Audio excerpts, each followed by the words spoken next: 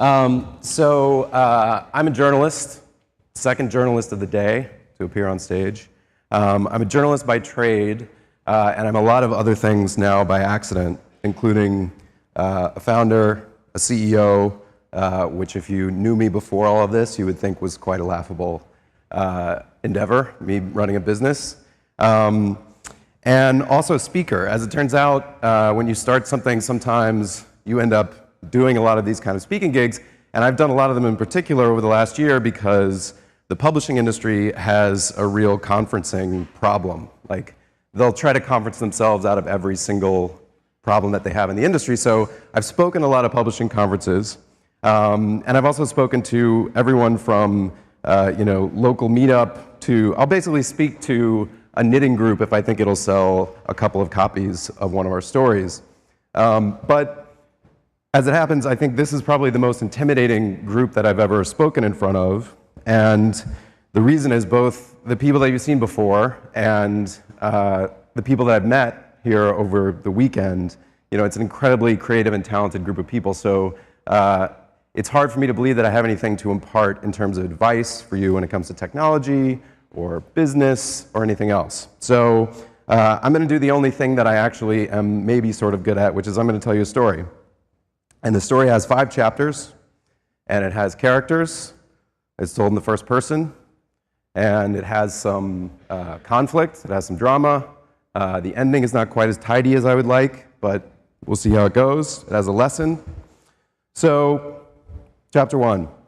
As Andy mentioned, a couple of years ago, in August of 2009, I set out from my apartment in San Francisco. I got in the car. I took the battery out of my cell phone. I drove across the Bay Bridge. And I went into a life with an entirely new identity. So for a month, my plan was to abandon everything in my life and see if I could adopt a new identity. And part of the reason I wanted to do that was that I was really intrigued with people who'd faked their own death. And I had interviewed some people who'd faked their own death, but I kind of wanted to inhabit that story myself. I wanted to see what it felt like to fake your own death. So Wired agreed to let me do an article about it. They started this contest. They said people could find me. And I set off. I was going to try to stay missing for a month.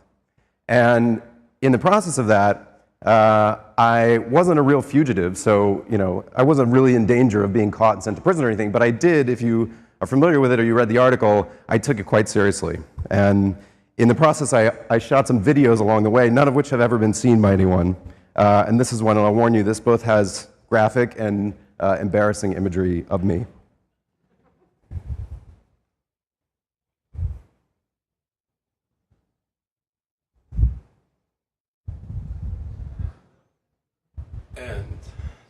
And so they agreed to cut my hair like this. Took some explaining. It's part of my disguise. And it took some convincing also. They didn't really want to do it, but they kind of got into it and they thought it was funny.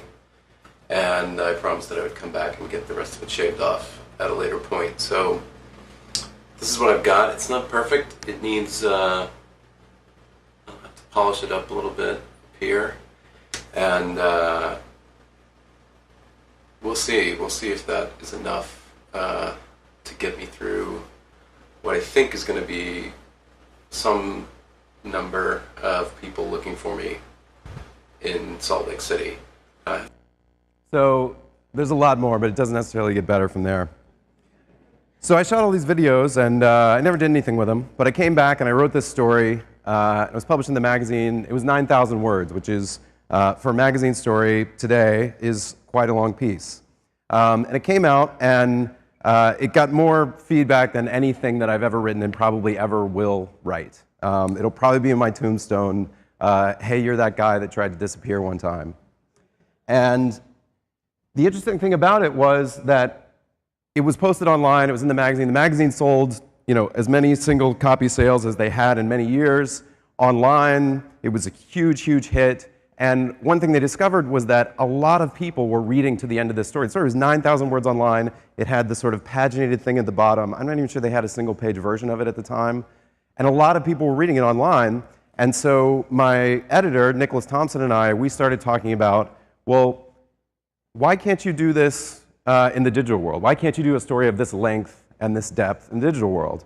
And there's a couple possible reasons for it. One is it's expensive. It's expensive to do a story like this.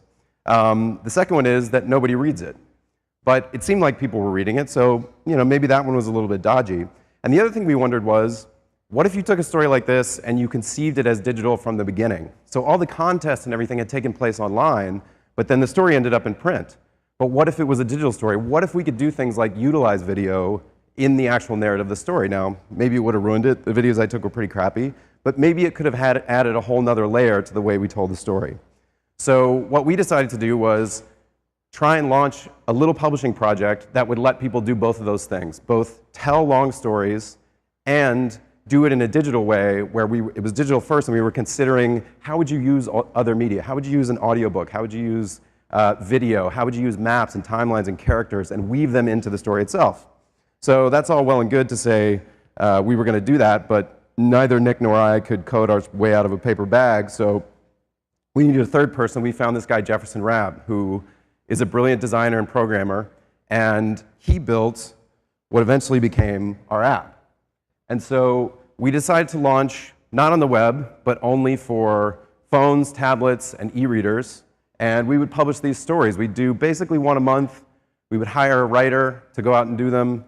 And we had two basic principles when we started. The first one was that the writers would be paid from the beginning. And not paid like, web rates paid, but like paid in a real way that a magazine writer gets paid. So $5,000. Plus, they would get a 50% royalty on the story. So we would sell these stories individually, like little books, and the writer would get half of what we would get. Now, we negotiated up and down, that sort of thing, but that was our basic operating principle. And then the second principle was we would try to do these sort of very narrative stories, because we were going to be asking people, hey, you should pay for this. And as we all know, there's an infinite amount of reading material available on the web at any time. So if you're going to say, no, you should read this 10,000-word story, this is one you should pay for, then you had to make an argument that it was something they couldn't read anywhere else. And for us, that meant narrative journalism. So we got together, we launched this, we hired some writers. In January of 2011, we, flipped the switch. Now, back in 2009, about the same time I was disappearing, outside of Stockholm, there was a helicopter that took off at 4:30 in the morning, headed for a depot called G4S in downtown Stockholm. It's a cash depot. It holds $150 million at any given time.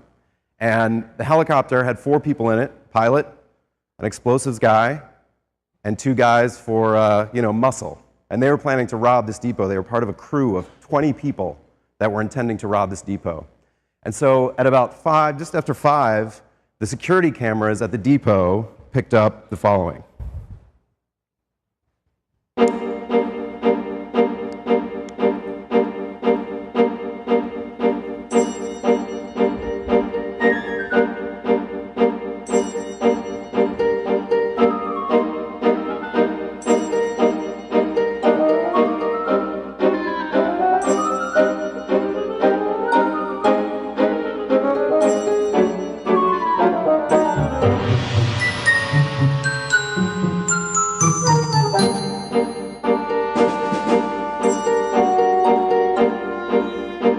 Sledgehammer to break through this strange skylight that was on top of a building with $150 million in it.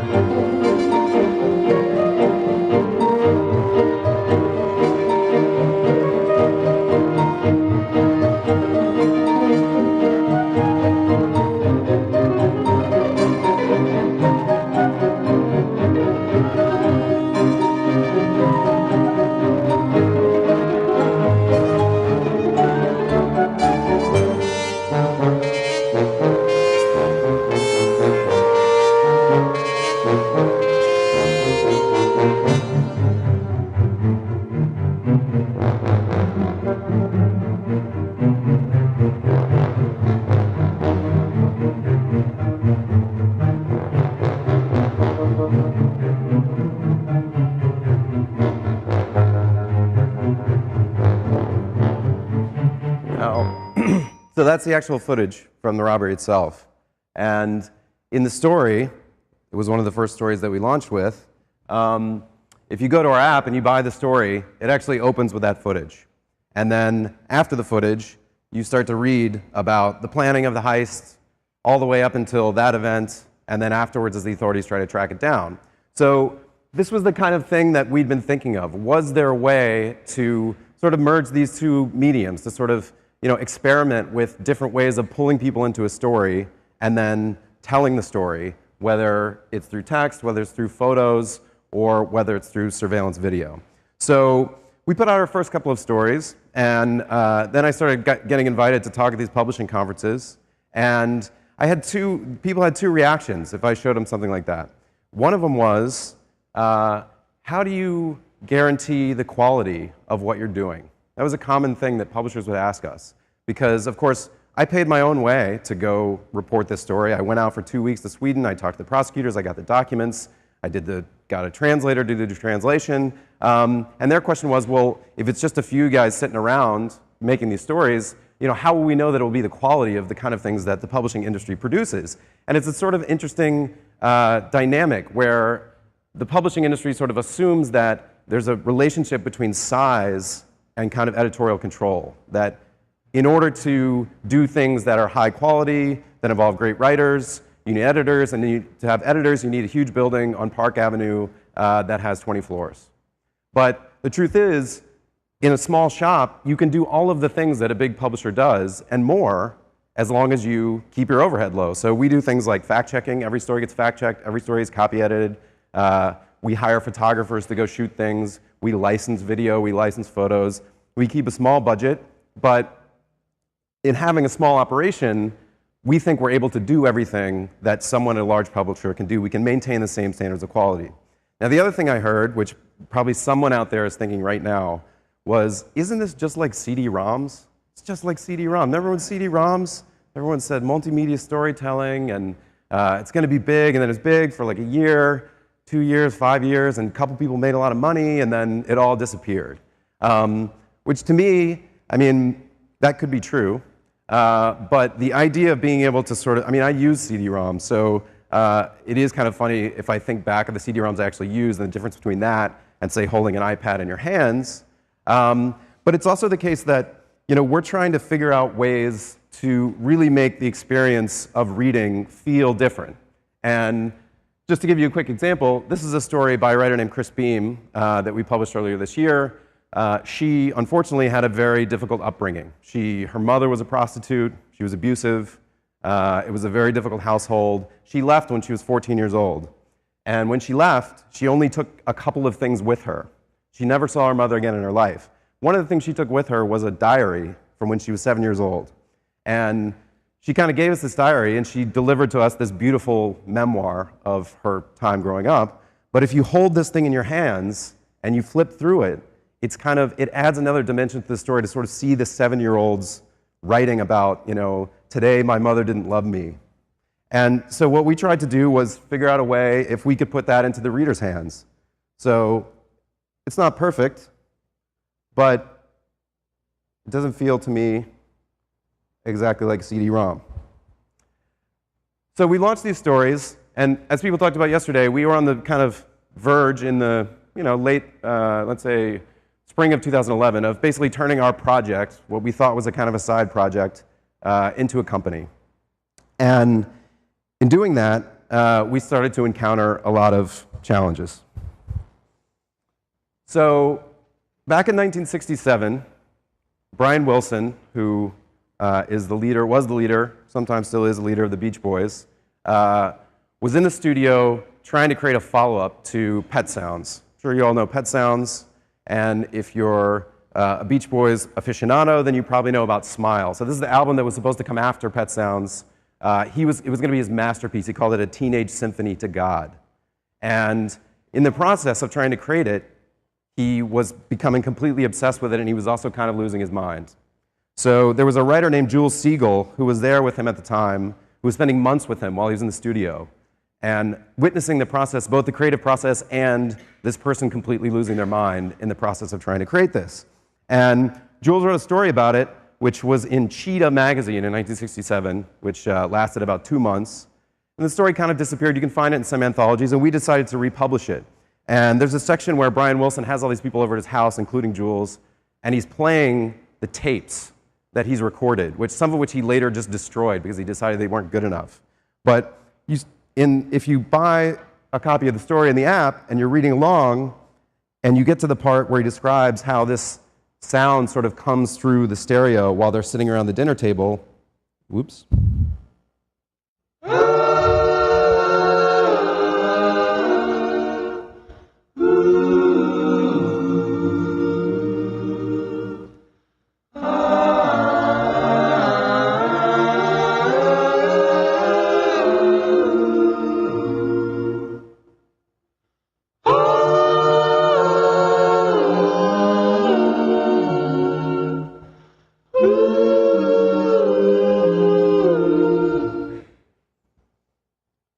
So that was the sort of thing we wanted to build. But some of you may also be familiar with this, that we had a situation where we had a developer, and eventually a couple of developers, and then we had other people like me saying, hey, can you put a sound clip on that? And then at 4 a.m., hey, can you build this? Hey, hey, can you do this? What if we put this here and that? Without any regard to how difficult any of that was to program, or I don't know anything about that. So it seems like you can work magic, so make it do this. And Jefferson, my co-founder, had a solution to that, which is he wanted to turn what he was doing into an actual publishing platform, primarily for the reason that I would stop bothering him about it. So over the course of a couple months, he did that. He created a sort of platform that allows us to do this. It allows us to mix in video and audio. It allows us to do multimedia publishing, and it allows us to push things out to different environments, so to apps, to ebooks, and to the web, which we're launching in the coming week. So it's a sort of central place. People call it content management system, publishing system, whatever. And this is where I would probably show you an image of it, but I can just tell you it looks like software. Software that's not very exciting to show up here. It's more fun to play with than it is to show. But once he built that, and we started showing it to people, we discovered that there were other people that sort of had the same problem as us. They were sort of trying to figure out, how do we publish to these different environments? How do we maybe experiment with multimedia? And they wanted to license it from us. So that, to us, gave us a little bit of a solution to how are we turning our project into a company? How are we going to make this sustainable over the long term, besides just selling stories? Some of the stories sell very well. Some of them don't sell as well. And so we started licensing it to people, and people have done some pretty interesting things. So I don't know if you've ever seen TED Books. They have a line of books, but it runs on the platform. And this story by Dan Grossman is about climate change and the climate scientists and how they're trying to uncover the way that climate change is unspooling around the world. So they've done some pretty cool multimedia features with it. You can build all these things inside the app. He went all over Australia talking to these people, and he's a great photographer as well. And then we're doing things like the Paris Review app, and they have decades of archives of interviews with writers, of images, of writers' notebooks. So that's Gay Talese's notebook for a famous story for Esquire called Frank Sinatra Has a Cold. So we started doing these licensing deals, and we were making some money on that, and we were making money selling stories, and so here we have a business. But about probably a year ago, and I don't remember the time exactly because this happened at least 4 or 5 times, our founders got together in a bar, and I came in, and I got a drink, and I said, I'm done. I don't want to do this anymore. I quit. Let's shut it down. Let's not do it. And the reason was, everybody was working 80, 90 hours a week, or I was working 80, 90 hours a week at least, and it seemed like we couldn't get big and we couldn't stay small. So we were sort of stuck at this level where everyone had to work themselves to death in order to keep putting out these stories. Now, we love putting out these stories. We like working with the people we're licensing with, but it seemed like we were sort of on a treadmill that was impossible to maintain. So we sort of sat around, staring into our drinks, saying, all right, we're not going to do this anymore. And then we had a couple drinks. And then we started to feel, you got that confidence, that kind of fuck you confidence going. And then we said, well, you know what? Maybe we never really tried to make it bigger. Maybe, in fact, we're sort of intentionally trying to keep it small because As long as we keep it small and we say, this is just a little project that we have, then if it doesn't work out, we can say, well, we were just messing around. But if we try to turn it into a big company, not a big company, but a real company, then it could fail, and then people will be out of jobs, and I'll feel really bad about it. But eventually we said, you know what? Let's do this. Let's turn this into a real thing. Let's make it bigger. So there's a book out right now by a guy named Jonathan Gottschall, which is called The Storytelling Animal. And it's a really, really good book. And he sort of walks through how storytelling has been a part of human history, from ancient history all the way up to what happens in television, what happens on the internet today. And he makes the argument, pretty persuasive argument, that storytelling, a much sort of overused word, but in a very general sense, storytelling is the fundamental cohering human experience. And I mention this because when we started licensing our platform and we started saying, trying to tell people about it and doing like a modicum of marketing, we started getting at first hundreds and then thousands of emails from people who wanted to use it to tell stories. Some of them were family histories, some of them were just things they were interested in, some of them were church newsletters. It was sort of stories very broadly defined. And we said, okay, sure, you can license the platform. It starts at 5 figures. And all of them said, that's not exactly what we had in mind. And so we just sort of ignored them for a very long time.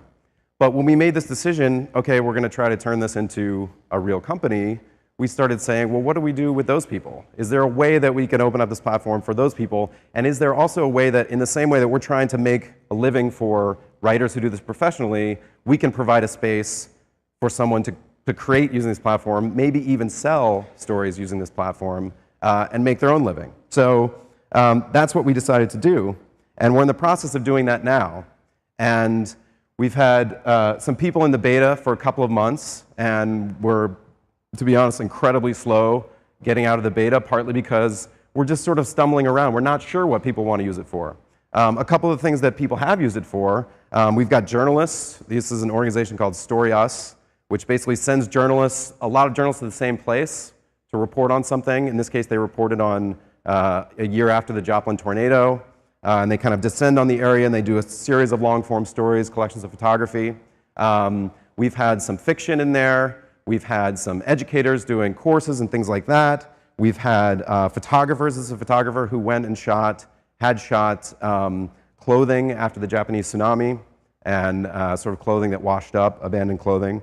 So people are kind of experimenting, and we're experimenting. And if I can make one request, it's that among all the sort of people in this room, creative people, we'd love to have you come to us and tell us what you might want to do with this. I mean, it's as simple as we're trying to figure out what people want, and we're trying to provide the platform that they can do it with. So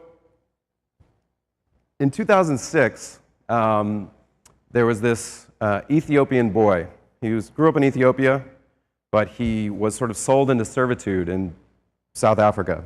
And he lived with this guy who was a sort of abusive master, and then the guy died. And this Ethiopian kid had to figure out what he was going to do with himself. He couldn't live there. He was 12 years old. He didn't know what to do. So he had one contact that he knew at a restaurant, and he decided to get that guy to help him make his way to America. And he did. And now he works in a retail store on Long Island. And his journey from there to here is incredible. And there's a reporter named Tori Marlin from Chicago who's been reporting on this kid for years. The kid's older now. And she got together with Joshua Neufeld, who's a comics artist, to try to tell this story visually. And this is the story that we're publishing this coming week. We haven't shown it to anyone yet. In fact, I think this is just a development version of it. But we're trying to find ways, both for us and for anyone else who uses the platform, to sort of rethink how storytelling works and to say, in the era where everything is short, is there a way to tell long stories that are engaging? So if there's something that we want, if there's a story we want to tell that doesn't fit in with what we have, we build the technology to try and do it. So there's a soundtrack to this. It's an amazing story, and for the first time, we'll actually be selling it on the web as opposed to just in mobile apps.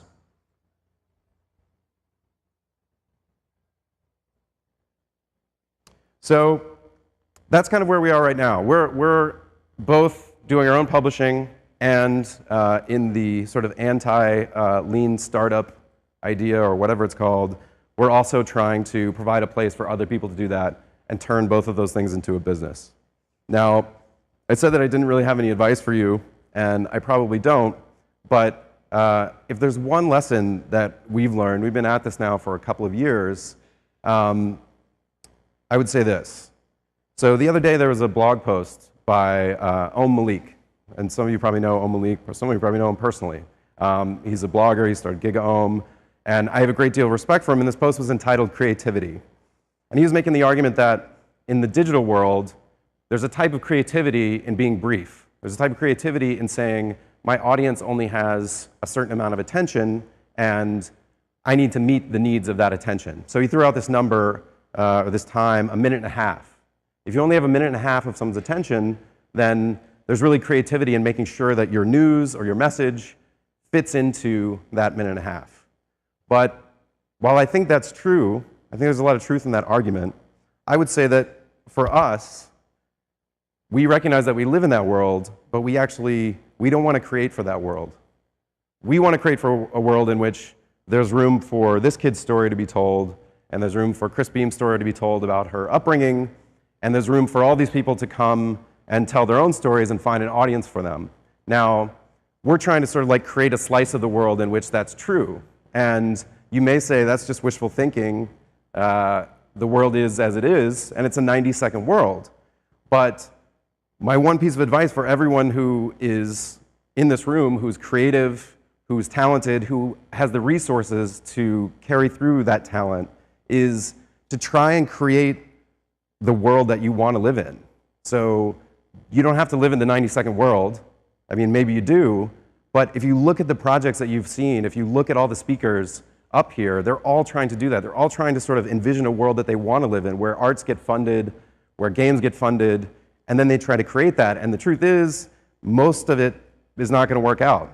So a year from now, or 2 years from now, or 3 years from now, you may say, hey, remember that asshole who got up and said, people will buy long-form stories and people will tell long-form stories, and isn't that ridiculous? And whatever happened to that guy? Isn't he the guy that tried to disappear? But if you do try it, there's a chance that even for a limited period of time, and that's what we're in right now, a limited period of time, you actually can create that world. And there's nothing better than living in the world that is the one that you imagine. So I imagine a world where writers get paid to go out and do narrative long-form stories all around the world, and it exists, at least in a small form right now. And if you don't do it, if you say, all right, well, we live in the 90-second world, so that's what I'm going to do, then you're really just living in a story that's being written by someone else. So, thanks.